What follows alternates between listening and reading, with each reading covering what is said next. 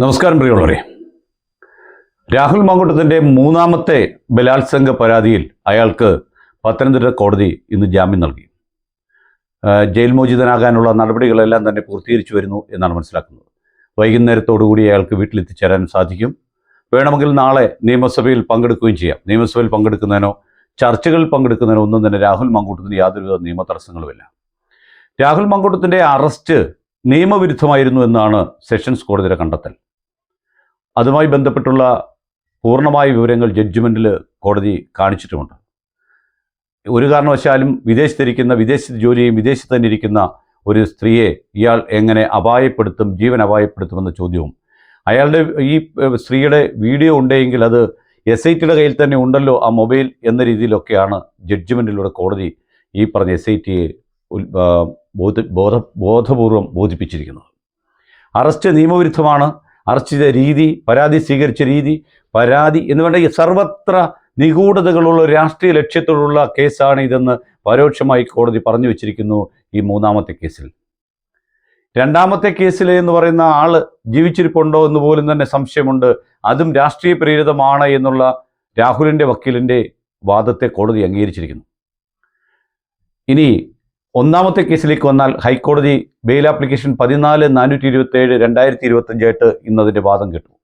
Justice കൗസർ എടപ്പകമാണ് anticipatory bail കൈകാര്യം ചെയ്യുന്ന ബെഞ്ചിലുള്ളത്. അദ്ദേഹം അത് കൃത്യമായി കേൾക്കുകയും അങ്ങോട്ടും ഇങ്ങോട്ടും പ്രതിഭാഗത്തോടും വാദിഭാഗത്തോടും സംശയ നിവാരണം നടത്തുകയും ഇത് പരസ്പര സമ്മതപ്രകാരമുള്ള ബന്ധമല്ലേ, അതുകൊണ്ടല്ലേ ഈ സ്ത്രീയുമായി പിന്നീട് ചാറ്റ് ചെയ്യുകയും ഇവർ തമ്മിൽ കോണ്ടാക്റ്റ് ഉണ്ടായിരുന്നതും മാർച്ചിലെങ്ങാണ്ടുണ്ടായി എന്ന് പറയുന്ന ബന്ധം ശേഷമാണ് അന്ന് ക്രൂരമായ ബലാത്സംഗം ചെയ്തു, അതും ബലാത്സംഗമായിട്ട് പറയാൻ പറ്റുമോ? പിന്നെ ആകെയുള്ളത് ഗർഭം ഉണ്ടായിരുന്നു എന്ന് പറയുന്നതാണെങ്കിൽ പോലും അങ്ങനെ ഗർഭം ഉണ്ടായിരുന്നുവെങ്കിൽ ആ ഗർഭം അലസിപ്പിക്കാൻ വേണ്ടി രാഹുൽ തന്നെ മുൻകൈ എടുത്തു. കുഞ്ഞിനെ വേണമെന്ന് പറഞ്ഞ രാഹുലാണ്. അതുകൊണ്ട് കുഞ്ഞിനെ വേണമെന്ന് പറഞ്ഞ രാഹുൽ തന്നെ കുഞ്ഞിനെ നശിപ്പിക്കാൻ പറഞ്ഞു. ഈ രീതിയിലുള്ള FISലെ ഫസ്റ്റ് ഇൻഫർമേഷൻ റിപ്പോർട്ടിലെ കാര്യങ്ങളൊക്കെയാണ് കോടതി എടുത്തിട്ട് അലക്കിയത്. രണ്ട് കോടതികളും ചോദിച്ചു. രണ്ട് കേസിലെ ആൾക്കാർ, ഈ പറഞ്ഞ ഒന്നാമത്തെയും മൂന്നാമത്തെയും കേസിലെ ആൾക്കാർ വിവാഹിതരാണല്ലോ.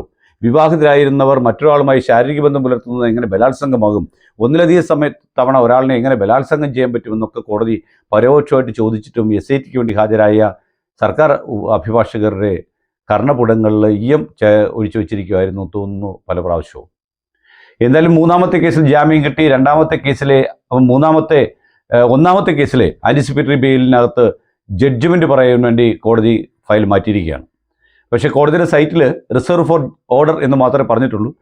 എപ്പോൾ വരും എന്നുള്ളതിനെപ്പറ്റി ഒന്നുമില്ല. അതുകൊണ്ട് ഓർഡറൊന്നും പറഞ്ഞിട്ടില്ല. നോട്ട് ടു അറസ്റ്റ് നീട്ടിയിട്ടുമില്ല സൈറ്റിൽ. അതുകൊണ്ട് ഞങ്ങൾ വീണ്ടും രാഹുലിനെ അറസ്റ്റ് ചെയ്യുന്നു എന്നും പറഞ്ഞ് ഈ സാറന്മാർ പോയി അറസ്റ്റ് ചെയ്താലും നിങ്ങൾ അതിശയിക്കരുത്. അങ്ങനെ വേണമെങ്കിൽ ചെയ്യുന്നവരാണ് നമ്മുടെ SIT. അത്രമാത്രം രാഷ്ട്രീയ പ്രേരിതവും അത്രമാത്രം വൈരാഗ്യവും രാഹുൽ മാങ്കൂട്ടം എന്ന ചെറുപ്പക്കാരനോട് ഇവർക്കുണ്ട്.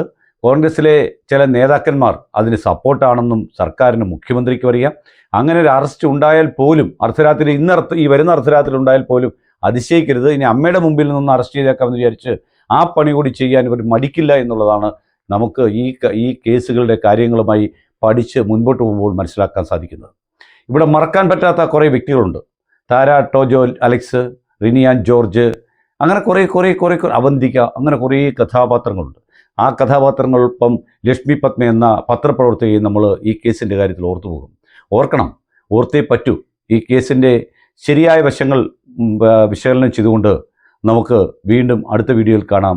നന്ദി, നമസ്കാരം.